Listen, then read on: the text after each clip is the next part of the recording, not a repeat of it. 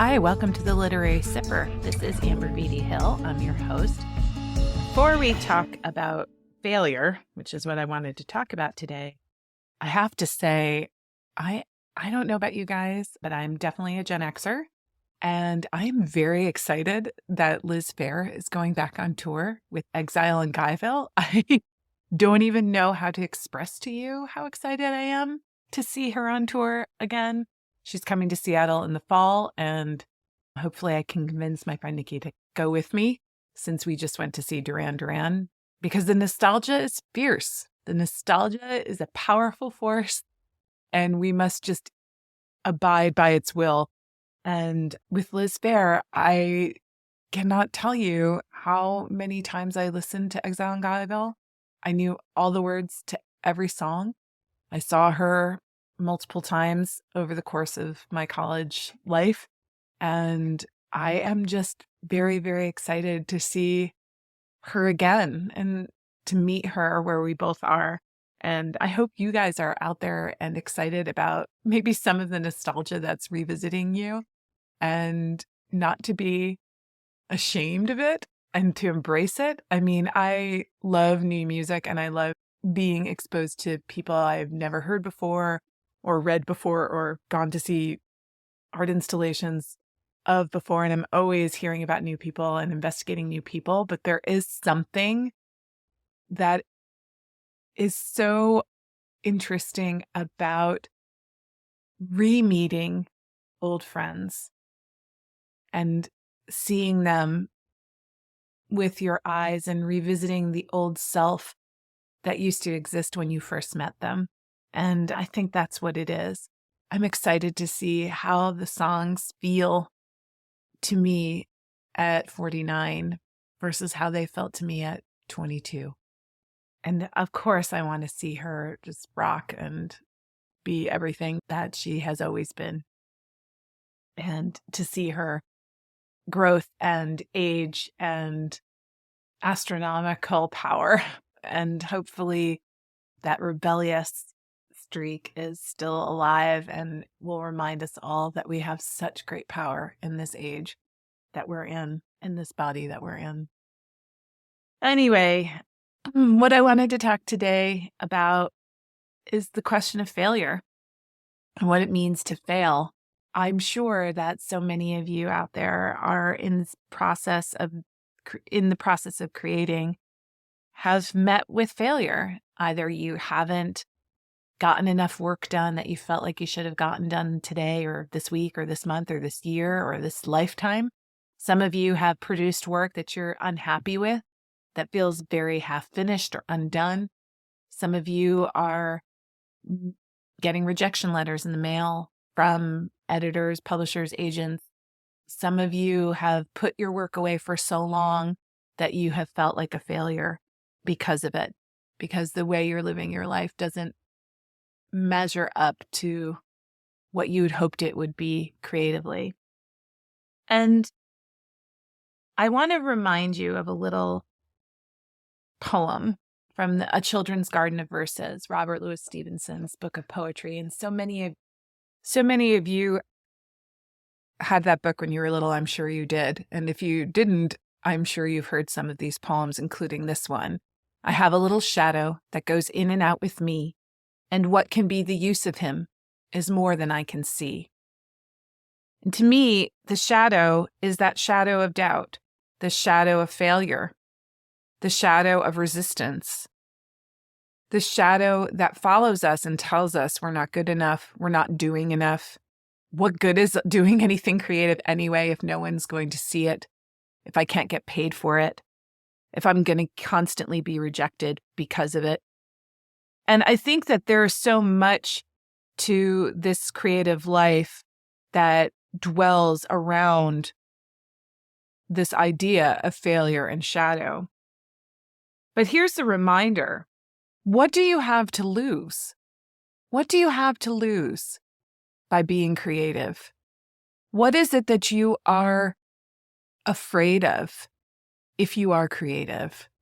What is it that person's rejection, that agent's rejection, that gallery's rejection, is saying about your work. What it's saying is, in this time with this person on this day, your work wasn't what they were looking for. It's not a measure of your work itself. And if you trust that your work and doing good work and making something and putting it out in the world is what you're supposed to be doing, then the reception of that work is no longer for you to determine. You instead have to define two other things for yourself. How are you defining success? And how are you defining failure? And these are huge questions, and entire troves of literature have been dedicated to them. I mean, I think I've taught countless classes on Death of a Salesman or The Great Gatsby and this idea of the American dream and the success that comes from money or fame or being well liked or having a good marriage or having a picture perfect life. All of these things get exacerbated in this society where our visual presence is somehow a landmark of how successful we are. But that in the creative life is not the same, and it shouldn't be measured the same. In a creative life, one's measure of success might be something like setting a goal and sticking to it, writing that 1,000 words a day that Jamie Attenberg tells us to write, to make something and put it out there in the world weekly, daily, like Austin Kleon always encourages people to do, even if it's not the best work, just to become one with the practice of making things and showing things. Your first creative impulse can be a success, but it doesn't mean that the work that comes after it isn't important. It doesn't mean that critiquing isn't an essential part of the creative process. All of these things are important, but they are not marks of failure.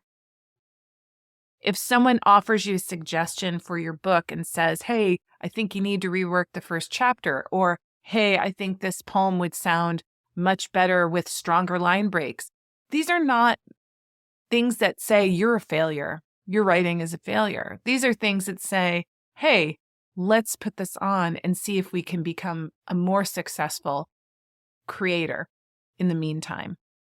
Try it.